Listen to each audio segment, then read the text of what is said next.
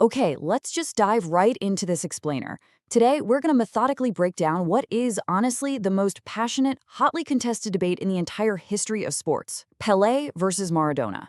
So, who is the absolute greatest football player of the 20th century? It's a question that sparked literally endless arguments in pubs, stadiums, and living rooms across the globe.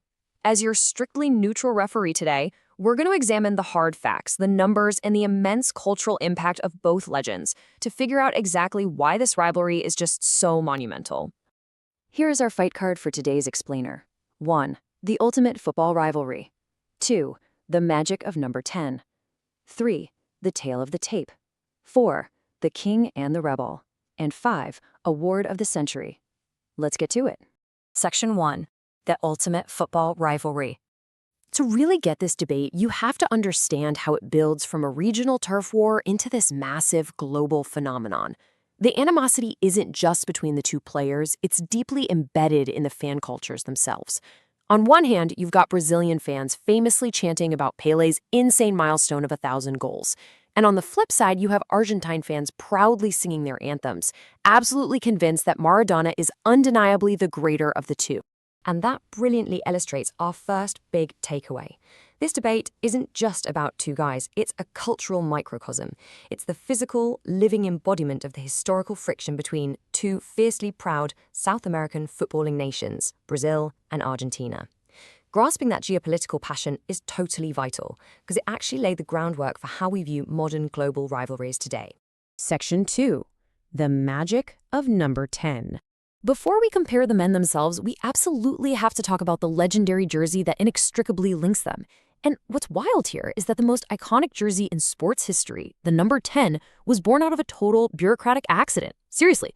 Back in 1958, Brazil missed the deadline to submit their squad numbers for the World Cup.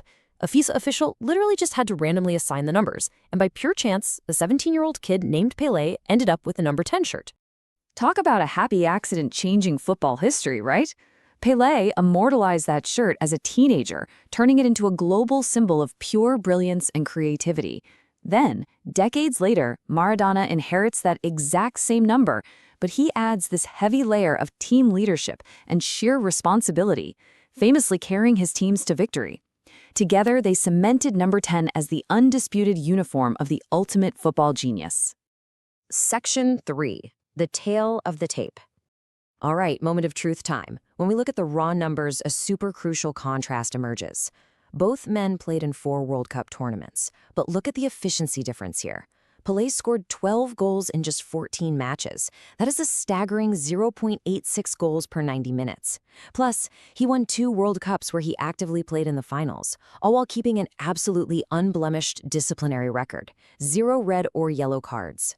Maradona, on the other hand, played significantly more matches, 21 of them.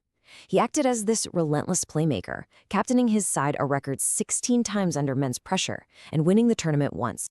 Out on the pitch, they were entirely different physical archetypes. Pele was your textbook complete athlete. We're talking absolute physical perfection, using his right foot, his left foot, and his head with equal athletic grace. Maradona was completely different, compact, with an incredibly low center of gravity. He used this unmatched agility, relentless balance, and pure left-footed magic to literally weave through entire defenses. But you know, their impact went way beyond just the World Cups. If you chart out the 350-plus matches Pele played abroad with Santos FC, you see he didn't just stay in Brazil. He was football's very first true global ambassador. By playing exhibition tours across 5 continents, Pele became a transatlantic cultural phenomenon way before the era of modern global broadcasting. He really paved the way for the massively commercialized, globally consumed sport we all tune in today. Section 4. The King and the Rebel. A rivalry of this magnitude is built on way more than just stats and tour maps.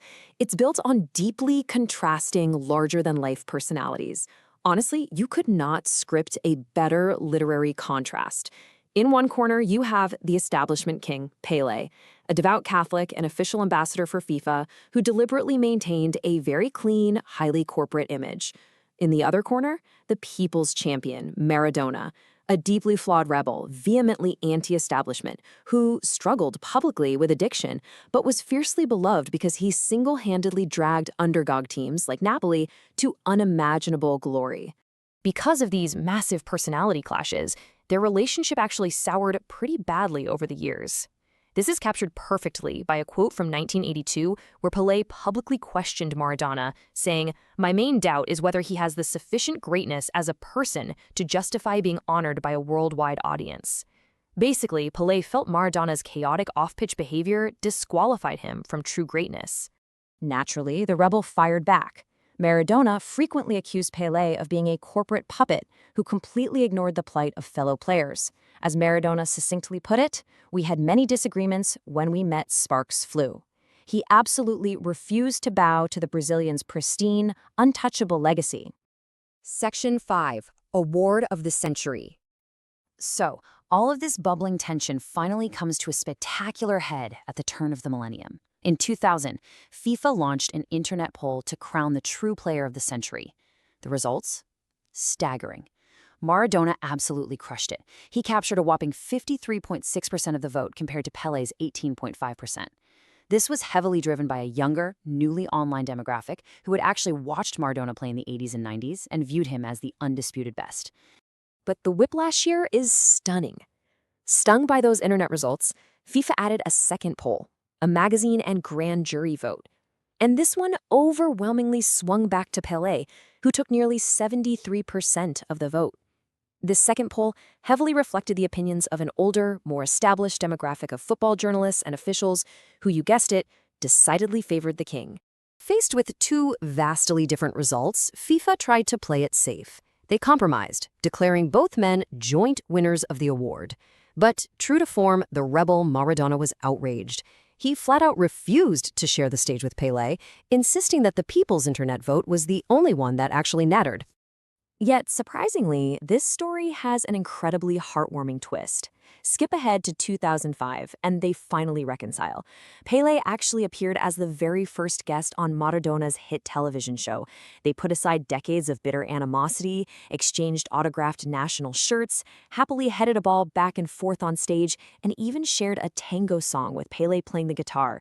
Just a beautiful, genuine moment of mutual respect. And that respect endured. When Maradona tragically passed away in 2020, Pele offered this beautiful, generous tribute. He said, "I lost a great friend, and the world lost a legend. One day, I hope we can play football together in heaven." It finally cemented the deep, underlying bond between the two greatest icons the sport has ever known.